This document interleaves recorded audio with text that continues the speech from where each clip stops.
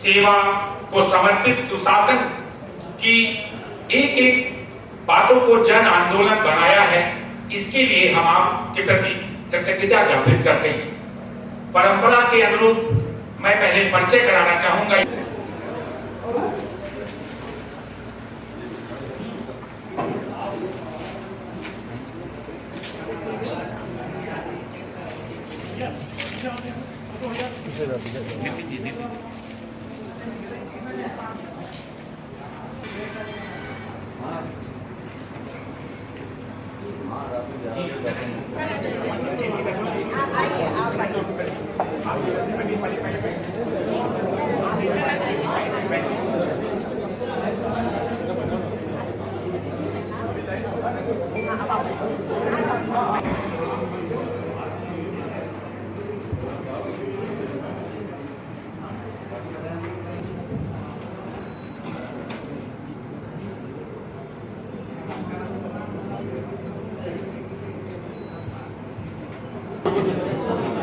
पत्रकार बंधुओं का इस जिला पंचायत सभागार में कल लखनऊ में प्रदेश की रिपोर्ट जनता के सम्मुख प्रेषित की गई। आज 12 के निर्देशन में हमारे सम्मानित जिला अध्यक्ष शशांक कृष्णेश जी की उपस्थिति में सभी सम्मानित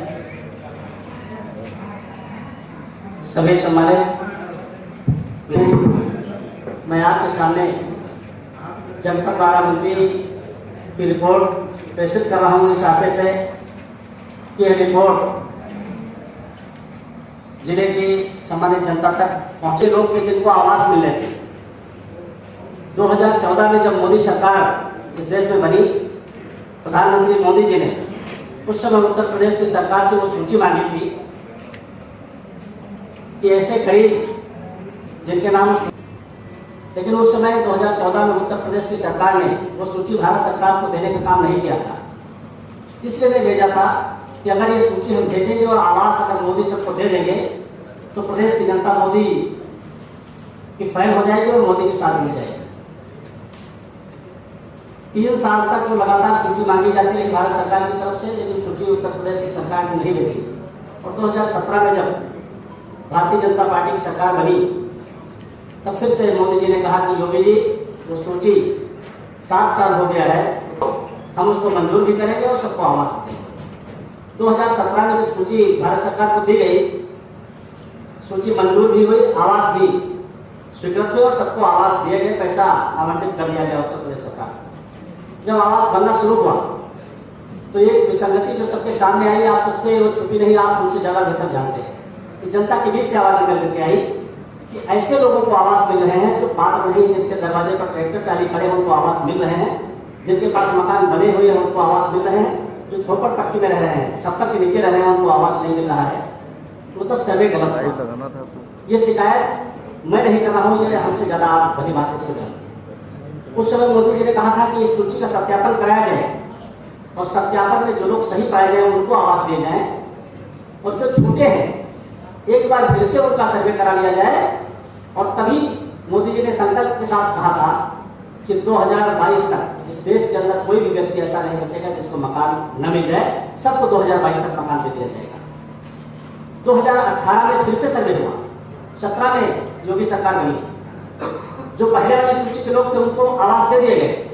2018 में पुनः जब सर्वे कराया गया तो उस सर्वे में बाराबंकी जनपद के अंदर 67,000 लोग ऐसे पाए गए जिनका सूची में नाम भी नहीं था और उनके पास मकान भी नहीं थे। इस बात से साफ जाहिर है कि पहले जो सर्वे किया गया था वो गलत सर्वे था, भेदभावपूर्ण सर्वे हुआ था। 67,000 लोगों को बाराबंकी जनपद के अंदर छोड़ दिया गया था तो वास्तव में आवास पाने के पात्र। 67,000 लोगों की सूची बनी, भारत सरकार को गई, मंजूरी मिली, पैसा आया और अभी तक 41,267 लाभार्थियों को पैसा भी मिल चुका है, उनके मकान बन चुके हैं। बाकी के जो लोग हैं उनको अपनी किस्त आने वाली है, वो किस्त आएगी और 2022 पूरा होते होते सबको मकान मिल जाएगा। तो इस तरीके से 30 सड़कों का आवंटन हमारे जनपद को मिला है, जो उत्तर प्रदेश में सबसे ज्यादा है। प्रधानमंत्री किसान सम्मान निधि के रूप में आप सब जानते हैं कि मोदी जी ने कहा कि सरकार के खजाने से अगर पैसा निकले तो हर किसान को मिलना चाहिए। ऋण मोचन योजना भी लागू की गई, लोगों का कर्जा माफ किया गया, लेकिन जब कर्जा माफी की योजना चलाई जाती है तो सिर्फ उन्हीं किसानों को फायदा मिलता है जो कर्जा लेकर के जमा नहीं। जिसने कर्जा नहीं लिया उसका कोई फायदा नहीं, जो कर्जा लेकर के जमा कर दिया उसका भी कोई फायदा नहीं, कर्जा लेकर के जो जमा नहीं करता सिर्फ उसी किसान का फायदा होता है। मोदी जी ने कहा कि सरकार के खजाने से अगर पैसा निकले तो हर किसान को मिलना चाहिए, चाहे किसी ने कर्जा लिया हो चाहे न लिया हो, लेकर के जमा किया हो चाहे ना जमा किया हो, सबको मिलना चाहिए। और आप जानते हैं कि जम्मू कश्मीर से लेकर के कन्याकुमारी तक जितने भी देश के किसान हैं, चाहे किसी के किसान हो, गेहूं के किसान हो, आलू के किसान हो, चावल के किसान हो, कपास के किसान हो, गन्ने के किसान हो, किसी भी प्रकार का अगर कोई किसान है तो हर किसान को साल भर में 6,000 रुपए किसान सम्मान निधि दी जाती है, 3 बार में 2,000 करके। इस रूप में बाराबंकी जनपद के अंदर 5,37,050 किसानों को किसान सम्मान निधि इस समय दी जा रही है और अभी तक 9,47,67,32,000 रुपए किसान सम्मान निधि के रूप में जनपद के किसानों को देने का काम केंद्र की सरकार ने किया है, जो ऐतिहासिक है। इसके पहले कभी सारे के सारे किसानों को कभी भी कोई सहायता या कोई धनराशि या कोई सम्मान देने का भैया या कहीं और बड़े अस्पताल में लेकर के जाता है और पता चलता है कि उसको 5 लाख रुपए का खर्च आने वाला है, पैसा एक भी नहीं होता। उस व्यक्ति की कथा आप समझिए कि अपने मरीज को और अपने एक साथी को वहां छोड़ करके वो घर वापस आता है कि जाकर के पैसे की हम व्यवस्था करें, और जब गांव लौटता है तो वो लोग भी रास्ते से हट जाते हैं। उसके नातेदार रिश्तेदार कहते हैं कि अभी 5,000 रुपए दिए थे वो वापस नहीं किया, अभी आधा के 100 रुपए से निकाल। उस समय उस पर क्या बीतती होगी ये कल्पना आप कर सकते हैं। इस उसकी वेदना को, इस कथा को समझने का काम अगर किसी ने किया है तो प्रधानमंत्री नरेंद्र मोदी जी ने समझने का काम किया है और कहा कि एक साल में एक व्यक्ति का 5 लाख रुपए तक का इलाज फ्री होगा। घर में 1, 2, 3, 4, 5 चाहे जितने लोग हों, हर व्यक्ति अगर बीमार होगा, गंभीर बीमारी से पीड़ित होगा तो सबको 5 लाख रुपए दे करके उसका भी इलाज सरकार कराने का काम करेगी। पैसे के अभाव में किसी की जान नहीं जाएगी। बाराबंकी जनपद में 13.5 लाख लोग उस योजना के अंतर्गत चयनित हुए। अभी तक 3,96,798 लोगों को गोल्डन कार्ड बन चुके हैं, दिए जा चुके हैं। गोल्डन कार्ड अभी बनाए जा रहे हैं, लगातार बन रहे हैं। प्रक्रिया थोड़ा सा जटिल होती है, इसके प्रगति धीमी है, लेकिन सारे लोगों को गोल्डन कार्ड मिल जाएंगे, 13 लाख लोगों को। और जिनको मिले हैं उनका इलाज फ्री हो रहा है, जिनको नहीं भी मिले हैं उनकी भी सूची हॉस्पिटल के अंदर उपलब्ध है। वो जाएंगे, कार्ड भले ही न हो, नाम बताएंगे तो वहां पर उनका नाम सर्च किया जाएगा, उनका भी इलाज होगा। और जो इस योजना में अभी शामिल नहीं हुए, क्योंकि अभी तक देश के अंदर सिर्फ 40% लोगों को इस योजना से जोड़ा गया है। हालांकि भारत सरकार की योजना है कि आने वाले समय में 80% लोगों को इस योजना से जोड़ा जाएगा और 20% के लोग जो हैं वो धन संपन्न है, वो अपना इलाज करा लेंगे। तो 80% लोग जिस दिन इस योजना से जुड़ जाएंगे तो कोई भी ऐसा व्यक्ति नहीं बचेगा गरीब जो पैसे के अभाव में दम तोड़ेगा। लेकिन जब तक 80% लोग नहीं जोड़े जाते, 40% लोग अभी बाकी हैं, उनके लिए भी दरवाजे खोले गए हैं, उनके लिए भी व्यवस्था की गई है। मुख्यमंत्री राहत कोष, प्रधानमंत्री राहत कोष। कोई भी व्यक्ति अगर बीमार है, गंभीर बीमारी से पीड़ित है, अपना एस्टिमेट बनाए। और यह बात इसलिए मैं आपके सामने बार-बार रख रहा हूँ, आप सब लोग जानते हैं, सब जानते हैं। कुछ ऐसी चीजें हैं जो हम लोगों से ज्यादा आपको जानकारी है, लेकिन यह बात उन लोगों तक पहुंचनी है जो जानकारी के अभाव में इसका लाभ नहीं ले पाते। किसी भी गंभीर बीमारी से पीड़ित है, वो डॉक्टर से एस्टिमेट बना करके लाए, हमारे माननीय विधायक हैं इनके पास जाए, मेरे पास आए। इस दिशा में बाराबंकी जनपद के अंदर 88 परियोजनाएं संचालित हैं। 154 करोड़ की लागत से ये परियोजनाएं शुरू हो गई, काम शुरू हो गया है। आगे आने वाले समय में भविष्य में हर गांव में ओवरहेड टैंक बना करके पानी की सप्लाई हर घर में देने की योजना हमारी सरकार की है, जो बहुत ही ऐतिहासिक कदम है। आजाद भारत वर्ष के बाद पहली बार ऐसा कदम केंद्र की सरकार के द्वारा उठाया गया। राष्ट्रीय खाद्य सुरक्षा योजना, राष्ट्रीय खाद्य सुरक्षा योजना का महत्व आपने देखा हर व्यक्ति को इस योजना का महत्व और इसका लाभ पिछले 2 वर्षों में कोविड-19 के समय में देखने को मिला। इस योजना के तहत 1,13,883 लोगों को अंत्योदय कार्ड दिया गया, परिवारों को अंत्योदय कार्ड दिया गया। 5,30,070 लोगों को पात्र गृहस्थी कार्ड वितरित किया गया। 99.70% इसमें यूनिट जो है आधार कार्ड से उनकी सीडिंग हो गई, आधार कार्ड से लिंक हो गए, ताकि उनकी कहीं पर डुप्लीकेशन न होने पाए। इस व्यवस्था को भी लागू किया गया। इस व्यवस्था में बहुत आमूल परिवर्तन किए गए हैं। आप भी जानते हैं, अधिकारी भी पीड़ित रहते थे और लाभार्थी भी पीड़ित होते थे। एक गांव में 400 लोग हैं, 300 लोगों को बांट दिया गया, 100 लोगों को राशन दिया ही नहीं गया। जो प्रधान के विरोधी है या कोटेदार के विरोधी, उनको राशन नहीं मिलता था। पत्रकारों के पास आते थे, आप सब लोग उनकी समस्याओं को उठाते थे, तब उनकी समस्या सुनी जाती थी। अधिकारियों के यहाँ लाइन लगी रहती थी।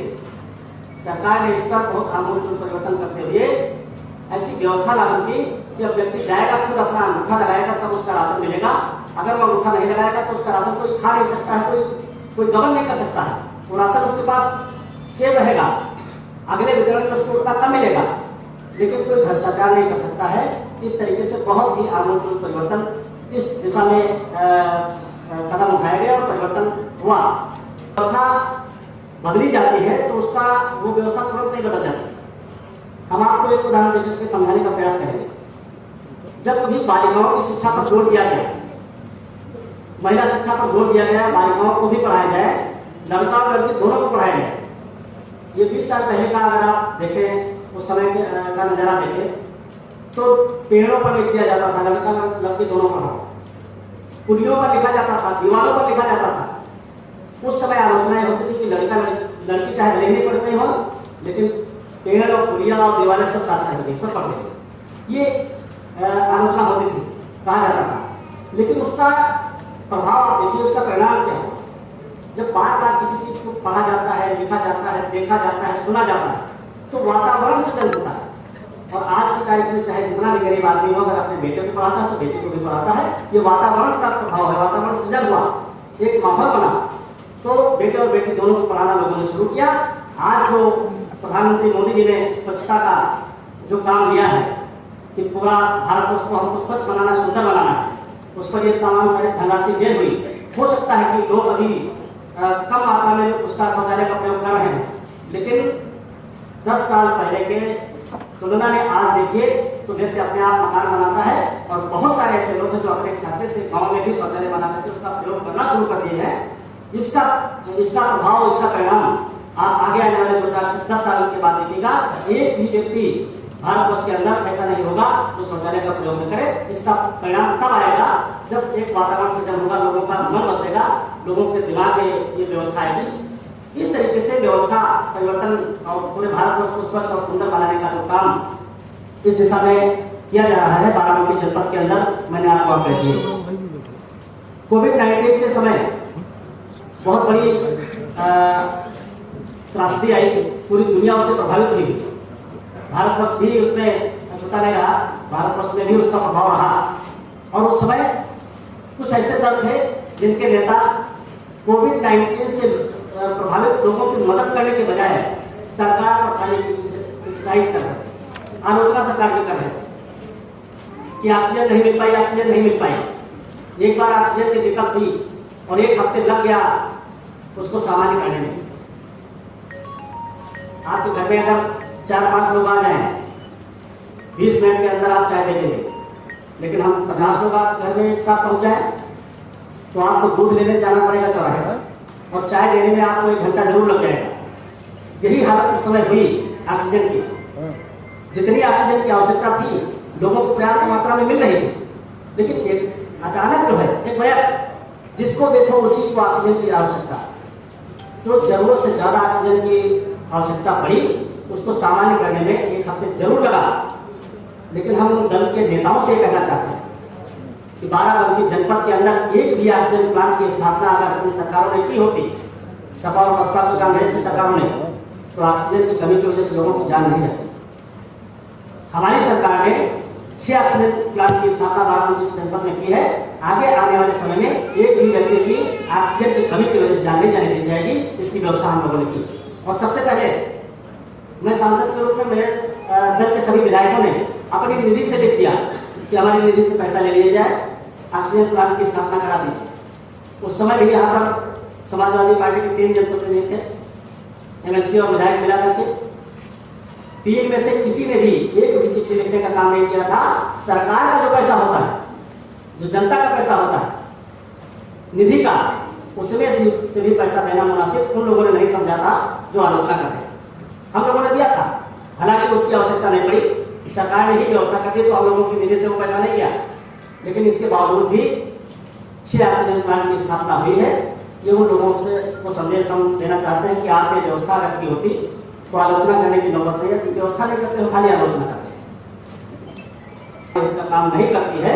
जब तक इस देश की जनता यह फैसला करने में पूर्ण रूप से सक्षम नहीं होगी तो जनता ठगी जाएगी। लेकिन आपके माध्यम से मैं ये भी संदेश देना चाहता हूँ कि आज जनता बिल्कुल समझ चुकी है, कायदे से समझ चुकी है, बहुत कायदे से समझ चुकी है कि कौन सी सरकार आती है जो चुनाव के समय वादा करती है कि हम आएंगे तो कर्जा माफ करेंगे, और सरकार बन जाने के बाद कहते हैं हम खाली भूमि विकास बैंक का माफ करेंगे। समाजवादी पार्टी ने कहा, हमारी सरकार ने भी कहा, पार्टी ने कहा कि हम आएंगे तो कर्जा माफ करेंगे। सरकार बनने के बाद 36,000 करोड़ रुपये योगी सरकार ने कर्जा माफ करने का काम किया। तो ये बात जनता के सामने आ गई, जनता समझ रही कि भारतीय जनता पार्टी जो वादा करेगी वो करके दिखाएगी। दूसरे दल सत्ता में आने के लिए खाली वादा करते हैं, करते नहीं है। यह उद्देश्य भी है कि जनता के बीच में ये सब चीजें जाए और जनता इन चीजों को से वाकिफ हो, समझदार हो और समझे और जाने, ताकि सही निर्णय कर सके। इन्हीं शब्दों के साथ मैं आपको पुनः धन्यवाद देता हूँ।